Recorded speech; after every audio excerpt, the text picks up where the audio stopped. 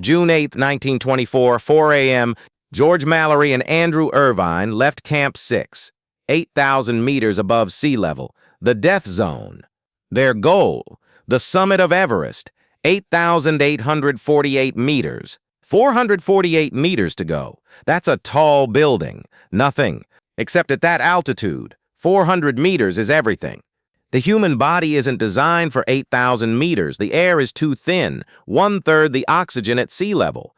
Every breath is a struggle, every step exhausting. The brain starts shutting down, organs failing. Most people die within hours at that altitude, even with supplemental oxygen. Mallory and Irvine had oxygen, but limited. Maybe 8 hours of supply, maybe less. If they climbed fast, they might make it. Summit and back before the oxygen ran out. If they climbed slow, they'd die up there. Speed or caution? They had to choose. Mallory chose speed. They left Camp 6 in darkness, headlamps piercing the night, the mountains silent except for their breathing. Heavy breathing, labored, every breath a fight. Irvine's oxygen system was working. Mallory's had a small leak, not critical, but wasting oxygen. Mallory noticed, considered going back to fix it. But going back meant delay. Delay meant losing time meant failure. So he continued. Leak and all, by sunrise they had climbed 2 hours, made good progress, but the terrain was getting harder. Rock, ice, steep slopes, technical climbing. At this altitude, technical climbing is deadly. One mistake, one slip, one wrong move. You fall, you die. Mallory moved carefully, methodically. Years of experience guiding every step. Irvine followed, trusting, learning, trying to match Mallory's pace. But he was struggling. The altitude was hitting him harder now. Headache, nausea, vision blurring. George, Irvine called out, I need to rest.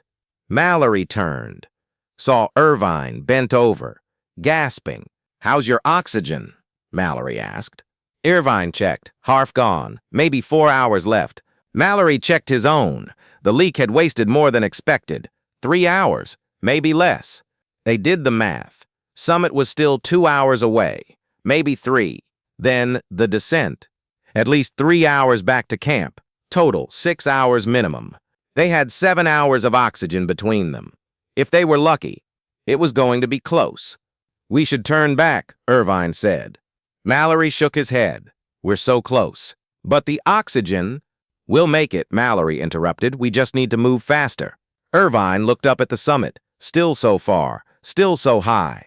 Then looked at Mallory, saw the determination, the obsession, the refusal to quit. Okay, Irvine said, let's go. They continued climbing. By mid-morning, around 9 a.m., they reached a massive rock obstacle, 40 feet high, nearly vertical. Later, climbers would call it the second step, one of the hardest sections on Everest. In 1924, no one had climbed it yet. No one knew if it was even possible. Mallory studied it, looking for a route, a weakness, a way up. Can we climb this? Irvine asked. We have to, Mallory said. He started climbing, slowly, carefully, testing each handhold, each foothold. The rock was loose, unstable, dangerous. Halfway up, a rock broke free, fell past Irvine, disappeared into the void below. Irvine's heart pounded. If Mallory fell, but Mallory didn't fall. He kept climbing, inch by inch, move by move. After 20 minutes, he reached the top. Your turn, he called down. Irvine looked up, 40 feet. At sea level, easy. At 8,000 meters, nearly impossible. But he had no choice. He started climbing. His muscles screamed. His lungs burned. His vision tunneled. But he kept going. Because Mallory was waiting. Because turning back meant failure. After 30 minutes, he reached the top, collapsed, gasping. Mallory pulled him up. Well done. Now we keep moving. The second step had cost them an hour. An hour they didn't have. By noon, they were still climbing, still pushing, still hoping. Then, at 12:50 p.m., they appeared. Noel Odell, watching from Camp 4 far below, saw them. 2 tiny black dots, high on the ridge, moving slowly upward, toward the summit. Odell watched for 5 minutes, saw them climbing, making progress. Then clouds rolled in, thick, heavy, obscuring everything. The two figures disappeared. Odell waited, hoping the clouds would clear, hoping to see them again. But the clouds didn't clear. Hours passed. Afternoon became evening. Evening became night. No sign of Mallory, no sign of Irvine. Odell knew what that meant. They were gone. What happened up there? After 12:50 p.m., after the clouds came, did they reach the summit, stand at the highest point on Earth, achieve their dream, or did they turn back? Realize too late they were out of time, out of oxygen, out of luck. Did they die climbing up? Still hopeful, still believing, or climbing down, defeated, broken, knowing they failed? Did they die together, supporting each other to the end, or alone, separated by the mountain, each dying solo in the cold? Did they suffer, freeze slowly, painfully, aware of their fate, or did the altitude take them mercifully?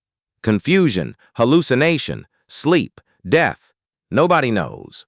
The mountain kept those secrets. In 1999, 75 years later, climbers found Mallory's body, 8,100 meters, face down, arms extended, as if trying to stop a fall. His body was perfectly preserved, frozen in time, still wearing his 1924 clothing. They searched for clues, evidence, proof he reached the summit.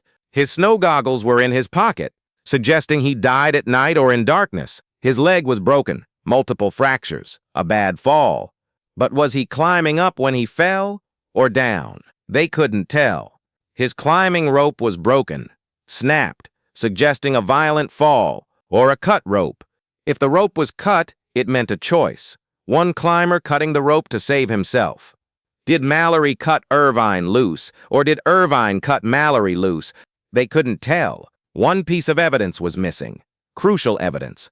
Mallory had promised Ruth he would leave her photograph at the summit, if he made it. They searched his body, found letters, found a watch, found personal items, but no photograph of Ruth. Does that mean he left it at the summit, that he made it? Or does it mean he lost it, that the photograph blew away, fell out, disappeared? Nobody knows. Irvine's body was never found. He's still up there, somewhere. Maybe above Mallory, maybe below, maybe nearby, maybe miles away. Alone, frozen, lost. The camera they carried was never found either. A Kodak camera. If found, if the film survived, it would show the truth. Did they photograph the summit? Did they make it? Or is the camera empty? Proof they failed? Or is the camera lost forever?